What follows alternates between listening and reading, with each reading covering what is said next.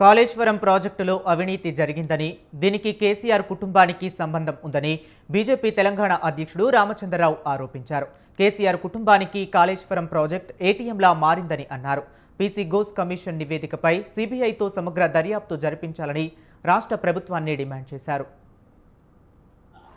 ఇచ్చినటువంటి ఏదైతే నివేదిక ఉందో ఘోష్ ప్యానెల్ నివేదిక మేము పూర్తిగా చూడలేదు. ఇంకా పూర్తిగా కొన్ని మాత్రమే లీక్ చేశాయి. దాన్ని బట్టి మేము ఏమనుకుంటున్నామంటే భారతీయ జనతా పార్టీ చెప్పినట్టు దాంట్లో అవినీతి జరిగింది. భారతీయ జనతా పార్టీ చెప్పినట్టు దాంట్లో కేసీఆర్ కుటుంబం దాంట్లో ఇన్వాల్వ్ అయి ఉంది.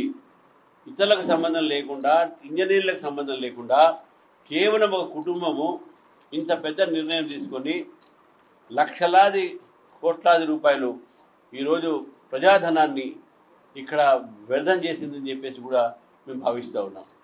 ఈ ప్రాజెక్టు నిజంగా దీంట్లో ఏటీఎంగా కేసీఆర్ గారికి, కేసీఆర్ కుటుంబానికి మారినటువంటి విషయం మనందరికీ తెలుసు.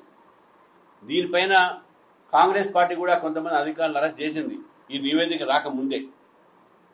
ఈ ప్రభుత్వాన్ని డిమాండ్ చేస్తూ ఉన్నాం, మీకు తెలిసినప్పుడు అధికారులను ఎందుకు అరెస్ట్ చేశారో, దీంట్లో ఉన్నటువంటి రాజకీయ నాయకులు, దీంట్లో ఉన్నటువంటి ఒక ఏదైతే మీరు మినిస్టర్లు, దీంట్లో ఉన్నటువంటి ఒక రాజకీయ సంబంధించినటువంటి హస్తాలు, కాంట్రాక్టర్లు మనం ఎందుకు అరెస్ట్ చేయలేదు?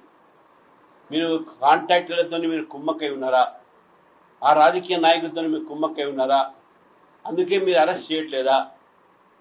ఈ యొక్క అన్ని కూడా ప్రజలు ఒక డౌట్స్ పోవాలంటే ఈ కాళేశ్వరం సంబంధించినటువంటి ఒక ఏదైతే తప్పిదాలు ఉన్నాయో, దానిపై ఘోష్ ప్యానెల్ రిపోర్ట్లో వచ్చినటువంటి అంశాలు ఉన్నాయో దాని అన్నిటి మీద సిబిఐ దాని మీద సమగ్ర దర్యాప్తు జరపాలని చెప్పేసి భారతీయ జనతా పార్టీ డిమాండ్ చేస్తూ ఉంది.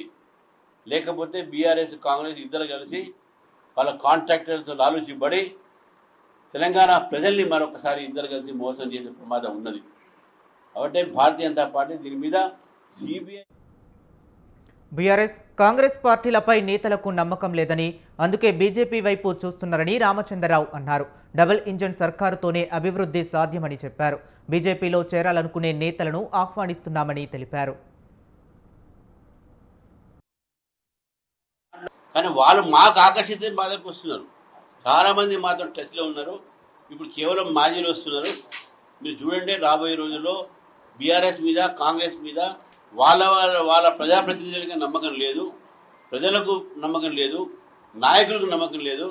కాబట్టి వాళ్ళు ఆల్టర్నేటివ్గా భారతీయ జనతా పార్టీ చూస్తున్నారు, భారతీయ జనతా పార్టీ వైపు వస్తున్నారు.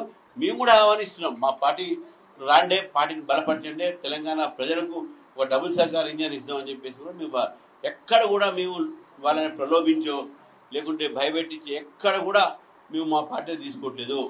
అందరూ స్వచ్ఛందంగా మా పార్టీ